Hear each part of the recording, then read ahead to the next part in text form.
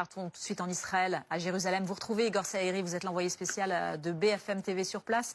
Vous avez pu rencontrer l'un de ces journalistes d'Haaretz, le quotidien, qui révèle cette affaire. Que vous a-t-il dit ?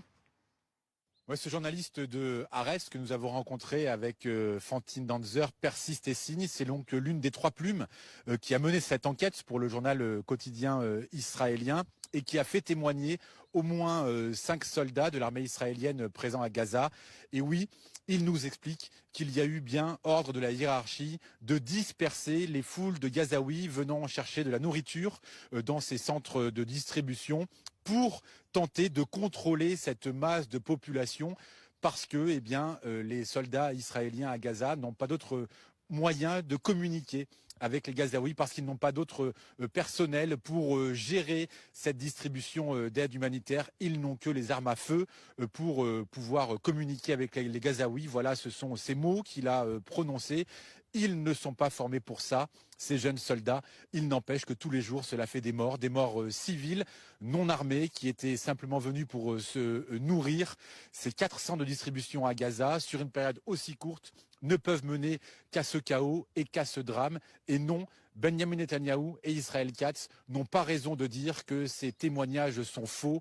C'est bien vrai, voilà ce qui se passe à Gaza et voilà ce que les Israéliens doivent savoir de cette réalité. Alors les gars, si c'est BFM TV qui vient vous dire que la hiérarchie là-haut d'Israël a demandé à l'armée de tirer à vue sur tous ceux qui se pointent donc sur les points humanitaires, c'est que là, on est arrivé à un niveau de vérité absolu. Donc ça a été confirmé maintenant par les journaux israéliens. Israël tire dans la foule sur tous les points de ravitaillement. Donc ça s'appelle un génocide, ça s'appelle des meurtres de masse, ça s'appelle des crimes de guerre.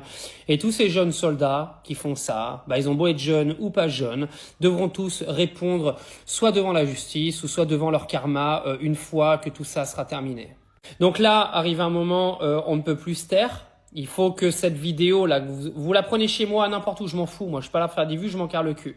Vous la reprenez n'importe où et vous la partagez. Parce que vous avez 4 journalistes, quand même 4 ou 5, je sais même plus, de chez Havertz, un journal israélien qui vient vous dire qu'il y a eu des demandes à ce que l'armée tire dans la masse, alors que Benjamin Netanyahou est toujours en train de te dire qu'il est en train de tirer sur des endroits stratégiques, soit sur des sites militaires ou n'importe quoi. Non, ça tire sur la foule, ça veut tuer l'intégralité de la population gazaoui. C'est aujourd'hui maintenant avéré par les journaux israéliens. Il faut que toute la population israélienne soit au courant, il faut que la population mondiale soit au courant parce que ceux qui se posent encore des questions, aujourd'hui vous avez vos réponses. Benjamin Netanyahou est le plus gros chien de la casse de la guerre et ce mec doit être traîné devant je ne sais quelle cour pénale ou je ne sais quelle peine de mort, mais il faut le choper.